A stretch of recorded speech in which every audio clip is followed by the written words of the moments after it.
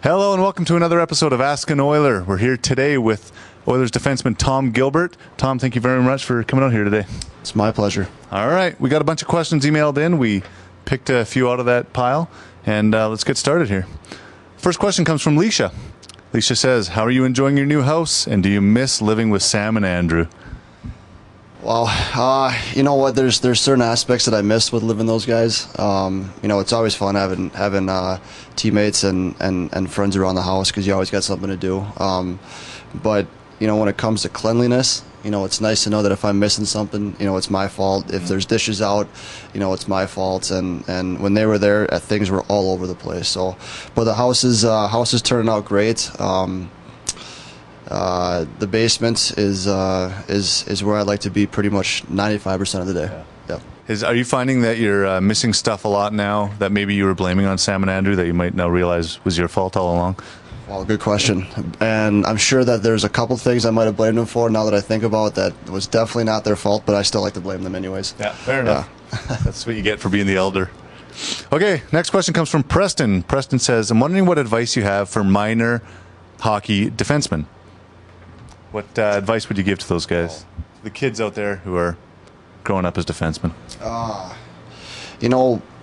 For me, becoming a defenseman when I turned I think 16 or 17, I think the best thing for me was always to keep my feet moving.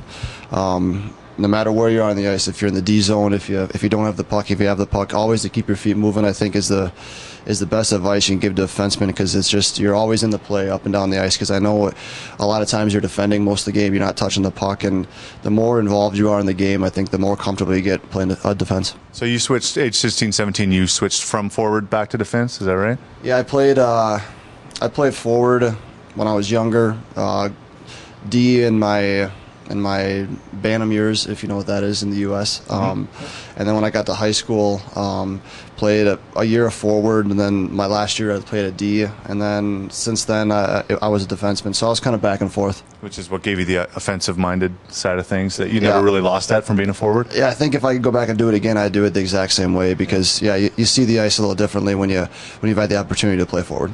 Cool. Next question comes from Kaylee, and Kaylee just asks, what about defense made you fall in love with it? What made you switch from forward to defense? I think, defense, you get a chance to see the whole ice, and you get the pleasure of trying to defend a team, trying to make sure that they're not scoring your own net, and sometimes that's better than scoring. Just to shut a team down, to know that when you go on the ice, they're not going to score on you, and try 110% to keep that puck out of your own net. I know I could speak for a lot of defensemen. That's rewarding enough. Right on. Next question comes from Mike.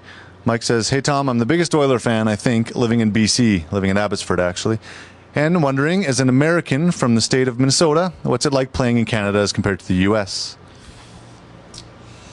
It's, for me, it's Minnesota was a great state for hockey, and there's not too many states in the U.S. where you could say that. Hockey's it's great to be in. There's a lot of fans there. So coming to Canada, it's totally different. Everything's hockey here, and it's the support you get from the community, the fans. Like what it means to be an NHL player in Canada. It's something that I'm very glad that I came to Edmonton. Especially here, the fans are awesome. And just going on the ice and knowing that you're going to step on the ice and it's going to be loud, it's going to be rowdy. The fans are cheering for you no matter what the score is. It makes playing hockey a lot more enjoyable. Yeah, and the fans, we know the support from the fans is huge here, but there are also a small percentage of fans that can be just hypercritical about everything. Is that something that,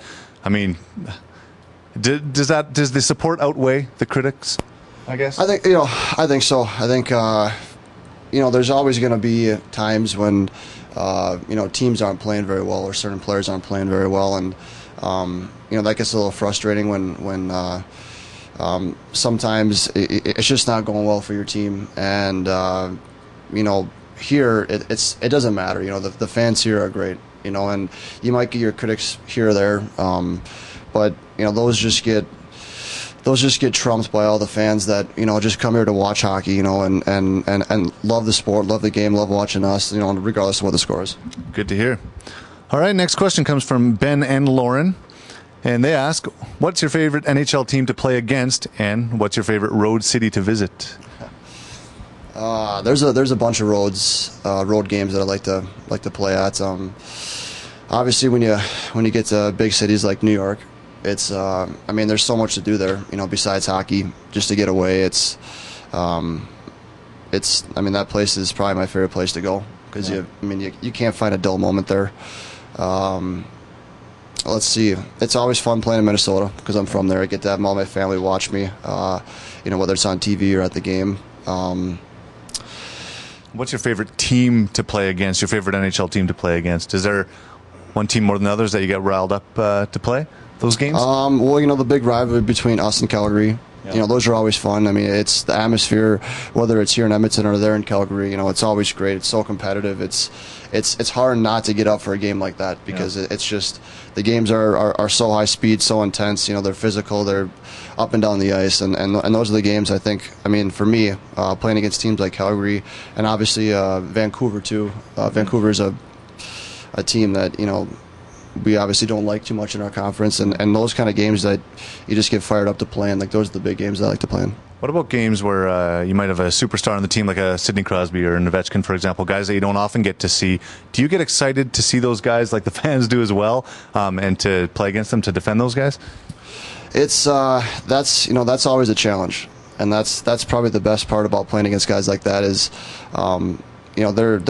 they're superstars. They go out there, they're going to perform every single game. They're going to do something that's going to awe you. So you go out there, you try not to be starstruck, and just compete against them is always challenging. And that's why you play this game. It's every shift is always going to be different. It's fun playing against guys like that. Cool. Okay, next question comes from Sabrina. Sabrina asks, "Hey Tom, I've read a few of your blogs, and I must say, when I read about the one with your new piano, I was green with envy. I wanted to know how long you've been playing and what are some of your favorite songs to play." You know what? I guess I probably played for 3-4 years, and it wasn't by choice. When I was younger, my parents made me play. I had to walk home from school, and I would always turn the corner. I'd see my piano teacher sitting in her car waiting for me. It was the worst thing you could possibly imagine. I went through the same thing myself. It was so painful, and when I look back at it, I'm really glad I played because obviously when you get older you enjoy and you miss those kind of things. So it's something I've always enjoyed playing. We've had a piano back in my home in Minnesota, and I've always wanted to have one. I'd like to be a little better, but I can play a couple songs, and I think my favorite.